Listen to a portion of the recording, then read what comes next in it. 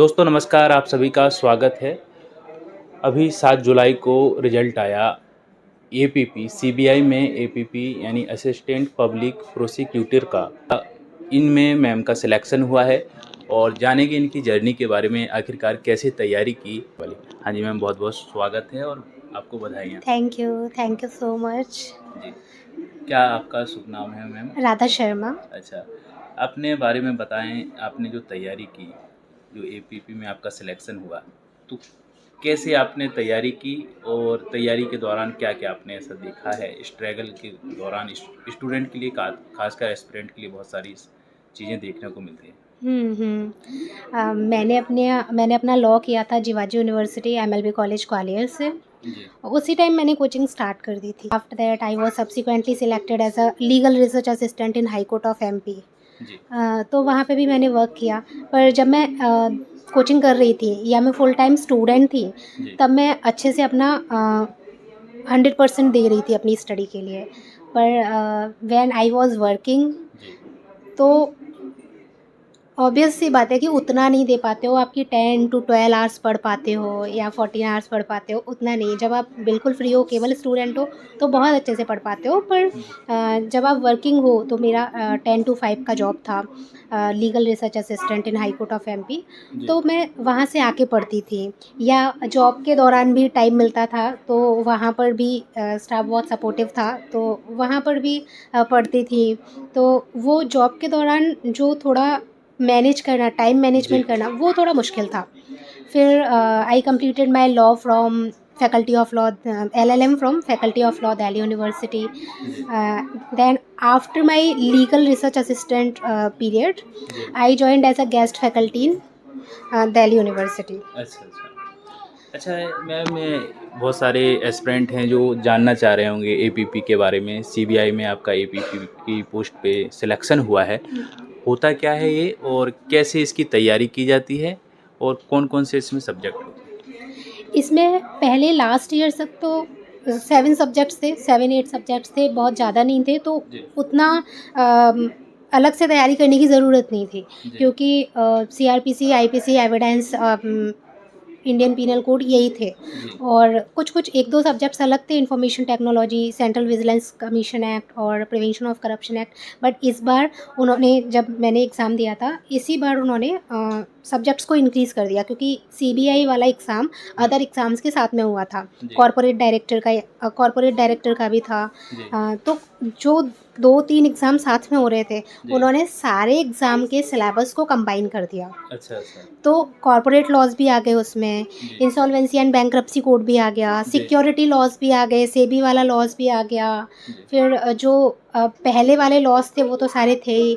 तो जी, इस बार पहले 7 सब्जेक्ट होते थे, अब जी। 27 सब्जेक्ट्स हो गए। अच्छा, अच्छा, हुँ, अच्छा। तो थोड़ा मेरे जो बाकी सब्जेक्ट्स थे, जो जुडिशरी के लिए प्रिपेयर कर रही थी, जी, वो पहले से ठीक थे, जी। और बाकी सब्जेक्ट्स मैंने प्रिपेयर किए थे। अच्छा, अच्छा।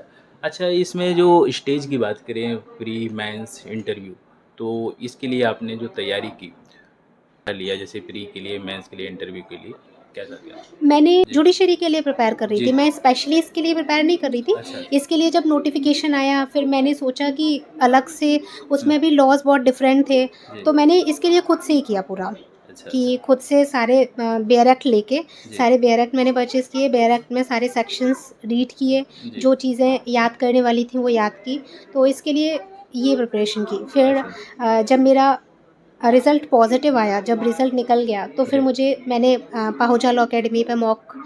मॉक जॉइन की इंटरव्यू के लिए। जी। तो उन मॉक्स ने मुझे काफ़ी हेल्प की कि अच्छा, अच्छा। इंटरव्यू में, हाँ, मेरा कॉन्फिडेंस काफ़ी बूस्ट अप हुआ। जी, जी। सो अच्छा, दैट्स तो इट। कितने मॉक आपने दिए टोटल? आई गेस 7 टू 8, अच्छा, अच्छा। 7 मॉक्स दिए थे मैंने। अच्छा, पाहुजा लॉ अकेडमी के बारे में आपने कहीं से सुना था कि कहीं से गूगल पे या इंटरनेट पे कैसा क्या आपने देखा जो मॉक इंटरव्यू के बारे में? हाँ, मैंने सुना था पाहुजा लॉ अकेडमी के बारे में। Actually I was working as a guest faculty in Delhi जी, यूनिवर्सिटी। जी, तो उन इनके कुछ सेमिनार वगैरह वहाँ पर, या कुछ कुछ प्रोग्राम वहाँ पर हो रहा था, जी। उसी टाइम पता चला था मुझे। अच्छा, अच्छा। हाँ। तो मॉक इंटरव्यू जो यहाँ पे आपने दिए, तो कैसा अनुभव रहा यहाँ पे और फैकल्टी की बात जब करते हैं? फैकल्टी, जो भी प्रोफ़ेसर्स थे, उन्होंने काफ़ी अच्छा मुझे गाइड किया जी। इंटरव्यूज़ के लिए, जी। और उन्होंने कॉन्फिडेंस बूस्ट अप किया, बिकॉज़ स्टार्टिंग में जब मैं आई थी तो आई वाज़ लाइक कि मैं पढ़ा रही थी, तो कभी मैं ओवर कॉन्फिडेंट हो जाती थी, हुँ, हुँ, हुँ। कभी कॉन्फिडेंट अंडर कॉन्फिडेंट हो जाती थी, तो जी, उसको थोड़ा मैनेज जी, किया। हाँ, कि कैसे मैनेज करना कैसे है। मैनेज करना है, जी, उन्होंने गाइड किया, जी, और उन्होंने थोड़ा बूस्ट किया कि इस टॉपिक पर, इस चीज़ पर ज़्यादा जाओ, क्योंकि इस बार सिलेबस बहुत वास्ट था। जी, 27 लॉज़ थे, जी, और सारे जो भी सारे लॉज़ थे वो सीबीआई से रिलेटेड नहीं थे। जी, उन्होंने कहा सीबीआई के जो चीज़ें हैं उन पर जी। ज़्यादा फ़ोकस करो। मैंने अच्छा, उन पर फ़ोकस किया था, और जो इंटरव्यू था वहाँ पर वो बहुत नॉर्मल हुआ था। अच्छा। हुँ। अच्छा मैम, एस्पिरेंट के लिए क्या कहना चाहेंगी जो तैयारी कर रहे हैं? कोई भी एग्ज़ाम की तैयारी, तो क्या विशेषकर उन्हें ध्यान देना चाहिए? जो भी एस्पिरेंट है उनको ये ध्यान देना चाहिए कि मैंने जो फ़ील किया है कि आप करते रहिए, जी, और आप जब आप कंटिन्यूअसली करते रहेंगे ना, तो एक दिन आपका आएगा, जी, और ऐसा नहीं होता है कि आपको कुछ नहीं मिलेगा। जी, जी, आपको आपका ज़रूर होगा अगर आप कंटिन्यूअसली करते रहेंगे तो। जी, जैसे मैं वर्किंग भी थी, पढ़ा भी, एक टाइम पर टीचर भी थी डीयू में, जी, और वहाँ पर लीगल रिसर्च असिस्टेंट भी वर्क किया था, पर जी, मैंने अपनी प्रिपरेशन नहीं छोड़ी थी। जी, हाँ, तो मैं जैसे वर्किंग थी तो उस अकॉर्डिंग मैंने टाइम निकाल के प्रिपरेशन की थी। टीचर थी तो उस अकॉर्डिंग टाइम निकाल के प्रिपरेशन की थी। जी, पर प्रिपरेशन करती रही थी, रोज़ कुछ ना कुछ पढ़ना अच्छा, है ऐसा। तो अगर आप कंटिन्यूअसली, न्यू स्टूडेंट्स को यही मैसेज है कि जी, अगर आप कंटिन्यूअसली जी, करते रहेंगे, तो एक दिन आपका आएगा। ऐसा बीच में कई बार लगता है कि हमसे नहीं होगा या नहीं अच्छा, हो रहा है। कई बार मेरे भी जुडिशरी में मेंस में 3 नंबर से रह गया था। जी, तो कभी आपका इंटरव्यू में 3 नंबर से रह जाता है, कभी हुँ, मेंस में 3 नंबर से रह जाता है, कभी जी, प्री में 1 नंबर से रह जी, जाता है। कई बार ऐसा लगता है, डिप्रेशन भी होता है, स्ट्रेस भी होता है कि नहीं होगा, पर फाइनली हो जाता है, जो मैं फ़ील कर रही हूँ। अच्छा, अच्छा। हाँ, हो जाता है।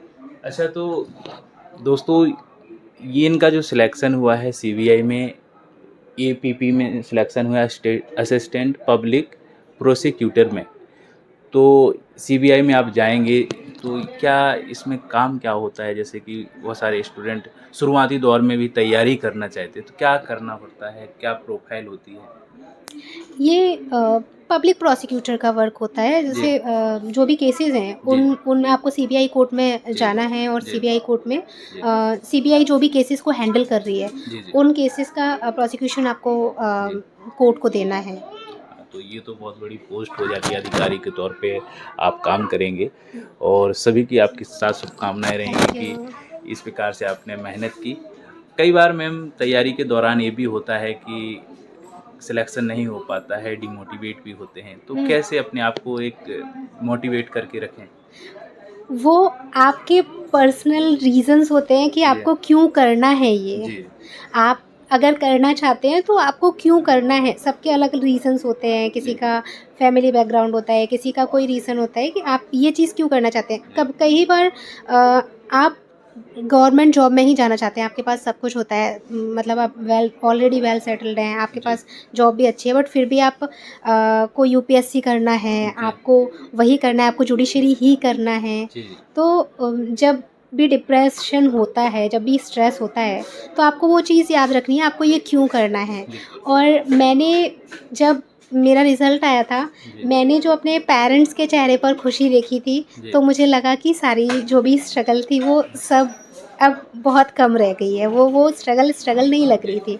तो वो जो ये भी एक बहुत बड़ा मोटिवेशन है कि आपके पेरेंट्स को बहुत खुशी होगी, जी, बिल्कुल। और सब आप पर प्राउड करेंगे। जी, तो ये भी एक बहुत बड़ा मोटिवेशन है कि जब आप पेरेंट्स के लिए कुछ करते हो तो आपको बिल्कुल। खुशी होती है। मतलब पेरेंट्स के चेहरे पे मुस्कान लाना ही एक हाँ। अंतिम सत्य ये हो जाता है कि हमारी मेहनत सिद्ध हो गई है। हाँ, मेहनत सिद्ध हो गई है, बिल्कुल, बिल्कुल। जी, मेरे रिज़ल्ट आया था तो मैं तो उतना खुश नहीं थी, मतलब मैं थी कि हाँ, अब मैं सेट हो गई हूँ बस। जी, पर मेरे पेरेंट्स को जब मैं इतना खुश देख रही थी तो मुझे लग रहा था हाँ, कुछ हुआ है, कुछ अच्छा हुआ है। जी, और वो बहुत खुश थे, उनके पास सब लोगों के कॉल आ रहे थे, सब लोग उनके पास मिठाई लेके आ रहे थे, आपकी बेटी का सिलेक्शन हुँ, यूपीएससी में सीबीआई में हुआ है। हुँ, तो स्टार्टिंग में मैं खुश नहीं थी, मैं सोच रही थी कि हाँ, पहले मैं डीयू में पढ़ा रही थी तो मैं बस एक वर्क कर रही थी, अब मैं सेटल्ड हो गई हूँ, जी, अब मेरी एक परमानेंट जॉब है। बट मेरे पेरेंट्स को इतना खुश मैंने देखा तो फिर मेरी खुशी बढ़ने लगी कि हाँ कुछ तो हुआ है, कुछ अच्छा तो है। हाँ। अच्छा मैम, जो जुडिशरी की तैयारी करना चाहते हैं तो क्या कहना चाहेंगी उनके लिए, और पहुजा लॉ अकेडमी के बारे में क्या कहना चाहेंगी? कोई भी यहाँ पे एडमिशन लेना चाहता है, बहुत सारे एस्पिरेंट यहाँ पे मुखर्जी नगर आते हैं तो देखना चाहते हैं कोचिंग को, तो आप पहुजा लॉ अकेडमी के बारे में क्या कहना चाहेंगे? जो भी जुडिशरी की कोचिंग करना चाहते हैं, जी। पाहुजा लॉ अकेडमी मैंने इंटरव्यू के टाइम पे ज्वाइन किया था, मॉक्स लिए थे। तो टीचर्स ने काफ़ी गाइड किया मुझे जी। मॉक्स में इंटरव्यू के लिए, तो मुझे काफ़ी गाइड किया। बहुत अच्छा गाइडेंस देते हैं पाहुजा लॉ अकेडमी वाले, जो भी प्रोफेसर्स हैं। हाँ। तो आपको ज्वाइन करना चाहिए। और एक बार प्रिपरेशन करने के बाद आपको ये नहीं सोचना है कि प्रिपरेशन हो गई, उसको कंटिन्यू रिवाइज़ करते रहना है, रिवाइज़ करते रहना है, क्योंकि जितना आप रिवाइज़ करेंगे, जुडिशरी में मेंस भी होता है, जी। तो मेंस आंसर राइटिंग आप प्रैक्टिस करेंगे, आप करते रहेंगे, एक दिन हो जाएगा। अंतिम मैसेज सभी के लिए क्या कहना चाहेंगे? अंतिम मैसेज यही है कि आप स्टूडेंट हैं और हाँ, आप लगे हुए हैं किसी चीज़ के लिए, आपका एक एम है कि आपको ये बनना है, बस वो आप करते रहिए। रोज़ थोड़ा-थोड़ा पढ़ते रहिए, कभी डिप्रेशन होता है, कभी कुछ होता है, कभी स्ट्रेस होता है। आपने जो एम सेट किया है, उसके लिए चलते रहिए। अगर आप कोई वर्किंग भी हैं, मतलब मैंने तो पूरा जो भी मैं हूँ अभी, मैंने तो वर्किंग रहते ही किया है, तो मुझे ऐसा नहीं लगता कि वर्किंग के साथ में आप मैनेज नहीं कर पाते, पर वर्किंग भी है, पर डेली आप कंटिन्यूअसली अपने एफर्ट्स लगाते रहिए, तो आप हो जाएंगे, एक दिन सेलेक्ट हो जाएंगे। तो दोस्तों ये था वो इंटरव्यू जो ऐसे एस्पिरेंट रहते हैं जो तैयारी करते हैं, साथ ही साथ वर्क करते हैं, जैसे कि मैम ने जॉब करते हुए ये सिलेक्शन लिया है, तो बहुत बड़ी बात ये हो जाती है। बहुत सारे एस्पिरेंट खाली रहते हुए भी तैयारी करते रहते हैं, फिर भी नहीं हो पाता है। एक मोटिवेशन तो यहाँ से भी मिलता है कि आप यदि ठान लेते हैं कुछ भी करने के लिए तो वो पूरा हो जाता है। शिद्दत से करिए, कामयाबी ज़रूर मिलेगी। हमारी मुलाकात अगले वीडियो में होगी, तब तक के लिए नमस्कार।